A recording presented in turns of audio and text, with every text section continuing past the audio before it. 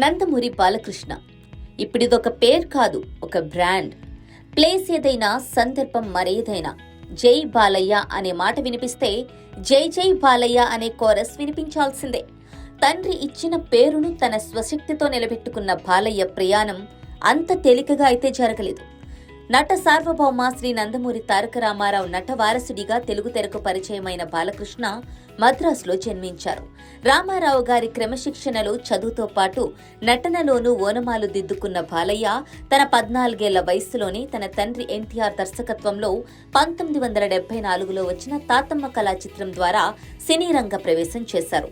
తర్వాత 10 సంవత్సరాల కాలంలో చాలా వరకు తన తండ్రి దర్శకత్వం వహించిన అన్నదమ్ముల అనుబంధం, దానవీర సూరకర్ణ వంటి చిత్రాల్లో నటించారు.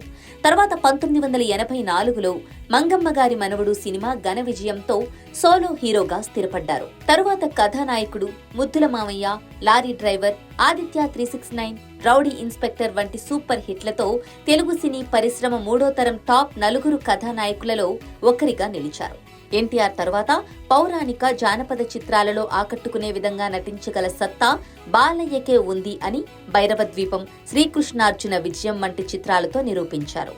పవర్ఫుల్ డైలాగులు చెప్పడంలోనూ, పౌరుషాన్ని గంభీర్యంగా చూపించడంలో బాలయ్యకు మించిన వాళ్లు ఈ తరంలో లేరు అనడంలో అతిశయోక్తి లేదు.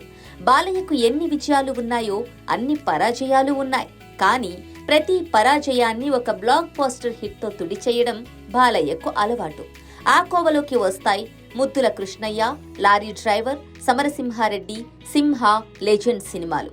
గడిచిన కొన్నేళ్లుగా ఎదురేలేని స్టార్గా హవా సాగిస్తున్నారు ఈ senior hero. Back to back సక్సెస్లతో 60+ ఏజ్లోనూ ఆయన హవా చూస్తోంటే ముక్కున వేలేసుకోవాల్సిందే. ఓవైపు బాలీవుడ్లో ఖాన్లతో పాటు ఇటు సౌత్లోని సహచర స్టార్లు ఫ్లాపులతో నీరసపడుతోంటే బాలయ్య మాత్రం బాక్సాఫీస్ రికార్డులను బ్రేక్ చేసే పనిలో బిజీగా ఉన్నారు. తన తండ్రి బయోపిక్ తీసి బాక్సాఫీస్ నష్టాలతో తీవ్రంగా దెబ్బతిన్న తర్వాత ఇక బాలయ్య పని అయిపోయింది అంటూ ప్రచారం సాగింది.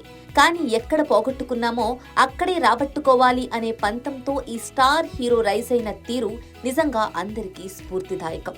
అటు బిగ్ స్క్రీన్ పై రాణిస్తూనే ఇటు ఓటీటీ ప్లాట్ఫామ్ పై హోస్టుగాను సత్తా చాటి కెరీర్ బెస్ట్ ఫేజ్ కి చేరుకున్నారు టాలీవుడ్ మూల స్తంభాల్లో ఒకరైన ది గ్రేట్ ఎన్బీకే. ఎన్టీఆర్ కథానాయకుడు, ఎన్టీఆర్ మహానాయకుడు లాంటి బయోపిక్లతో తీవ్రంగా దెబ్బతిన్న నందమూరి బాలకృష్ణ ఆ తర్వాత రూలర్తో మరో ఫ్లాప్ ని ఎదుర్కొన్నారు. కానీ అనూహ్యంగా బోయపాటి శ్రీను దర్శకత్వంలో అఖండ చిత్రంతో తానేంటో చూపించారు. గ్రేట్ కంబ్యాక్ అంటే ఏమిటో బాలయ్య నిరూపించారు. ఈ చిత్రంలో ద్విపాత్ర అభినయంతో ఆకట్టుకున్నారు.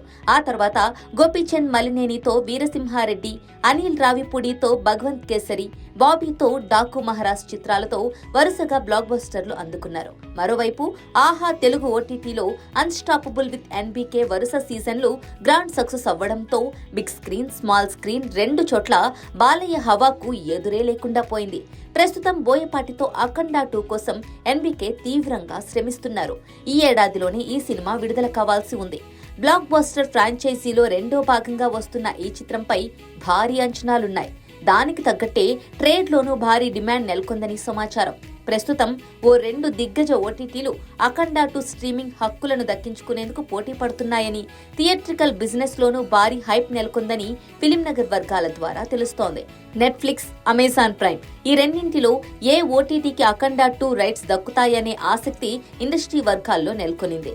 ఇక విడుదలకు ముందే డిమాండ్ హైప్ చూశాక అఖండ 2 బాక్సాఫీస్ వద్ద ఎలాంటి సంచలనాలు సృష్టించబోతోందో ముందే అంచనా వేస్తున్నారు.